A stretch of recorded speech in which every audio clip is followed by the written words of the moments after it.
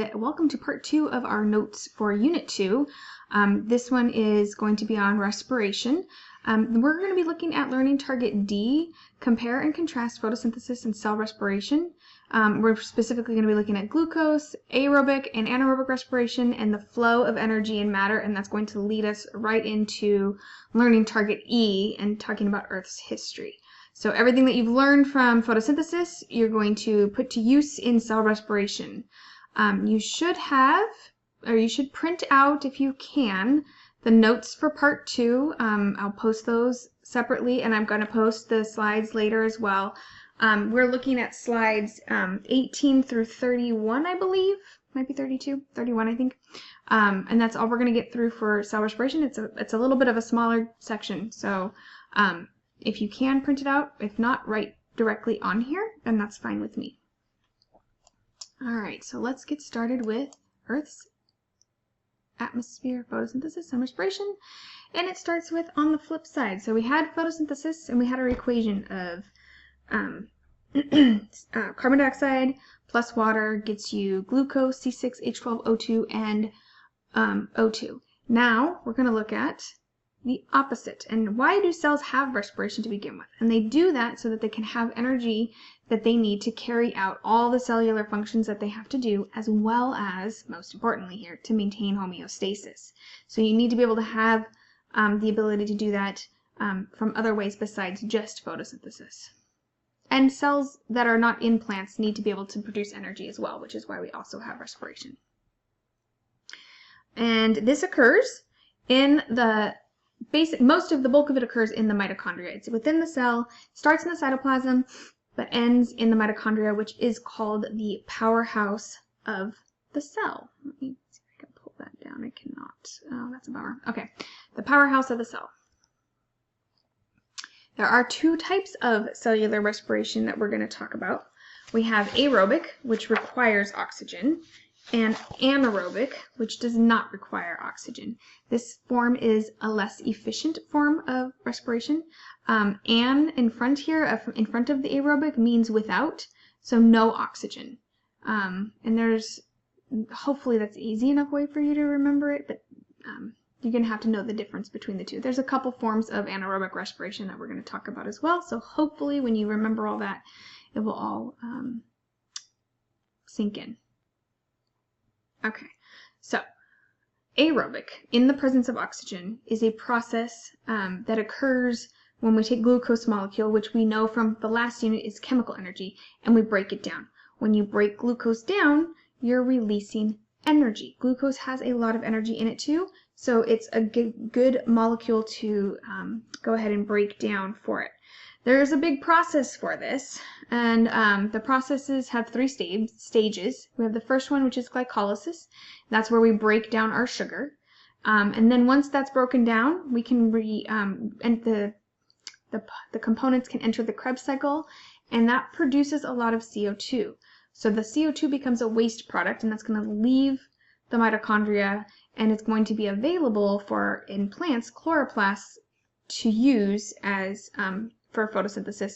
For other animals that don't have, or for animals that don't have chloroplasts, we release carbon dioxide when we breathe out.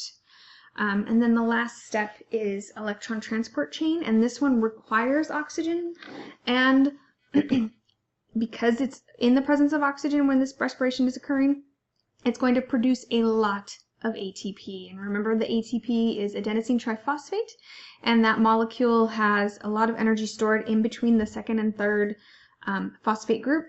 And hopefully that's something that we didn't forget from our last part of this unit, because it's all going to be together. Oh, I wanted to show you in here, this picture, we have a mitochondria. That's this squiggly thing here. Outside the mitochondria is where glycolysis occurs, and glucose is broken down into pyruvic acid. You do not need to remember this. We used to teach it like where you had to know all the steps and all the different inputs and outputs for each thing. I remember memorizing that in high school. So you guys have it a little bit easier in that you don't have to memorize everything. Once you have the pyruvic acid, it enters into the mitochondria, and the Krebs cycle can begin, and that produces ATP. And also it produces more chemical energy, which is then also used in the electron transport chain, which we also refer to as ETC. So you'll see it referred to as that as well. And this is the part that produces a ton of ATPs, and they are released outside of the mitochondria. All right, so here's our equation for cell respiration. Okay, it is C6H12O6, which is glucose, plus 6 oxygens, and then it gets converted into 6 carbon dioxides, 6 water molecules, plus a whole lot of ATP, 38 ATPs. Now, you might notice the 6's, and that just is a balanced form of this equation. I'm not going to test you on whether or not it has the correct number in front. That's something you'll definitely have to be paying attention to when you get into chemistry, but I'm not going to focus on it in biology. So we have our reactants, which is glucose and oxygen, and we have our products, which is carbon dioxide, water, and ATP. Make sure you copy this down on your notes. Make sure you note that the reactants are the same as the products from photosynthesis. So that's how this is connected to photosynthesis. And the products are the same as the reactants needed for photosynthesis to occur, except for the ATP. Because remember, we need ADP for photosynthesis to occur because it's an energy storing process. So we need to be able to have lots of ADP available to attach those phosphates and store that energy. So you can just exclude the ATP for that part, okay? Make sure you have all that written down. Okay. Anaerobic occurs when there is no oxygen available. There are 2 processes. I'm going to sneeze, and it went away. 2 processes. Okay. The first process is your alcoholic fermentation. This is what's used by yeast. It produces carbon dioxide and ethanol. It is used to make, we use yeast in bread, and certain alcoholic beverages also use a lot of yeast. You're going to be most familiar with it in bread products, breadsticks, pizza, just your loaf of bread, French bread, some sourdough, all that stuff uses yeast. And that fermentation does not require oxygen to convert. So all the yeast grows and produces a lot of carbon dioxide and ethanol, but there again is no oxygen present. The other one you are probably all very familiar with, believe it or not, is called lactic acid fermentation. It is used by some bacteria, and then when bacteria use it to convert energy, they produce lactic acid. We also experience it in our muscle cells, and that's when we use ATP, or we have to make energy and use energy when we don't have oxygen present. So you're working faster and harder than you can put oxygen in, and so your muscles convert energy through lactic acid fermentation, and that buildup of lactic acid in your muscles is what causes your muscles to be sore. So that's kind of an interesting thing that I'm sure most of us are familiar with. If you've ever had a hard workout and been sore the next day, or maybe you've moved and you've lifted boxes and your arms aren't used to it and your back's not used to it and you're really sore, definitely some lactic acid buildup going on. Okay. All right, so we have a table to complete. This is a comparison of photosynthesis and cell respiration. I would expect you to pause right here, fill in what you think the purpose of photosynthesis is, and knowing that the purpose of respiration is to produce energy for cells from food or chemical energy, which would be your glucose. So what's the purpose of photosynthesis? What does it convert?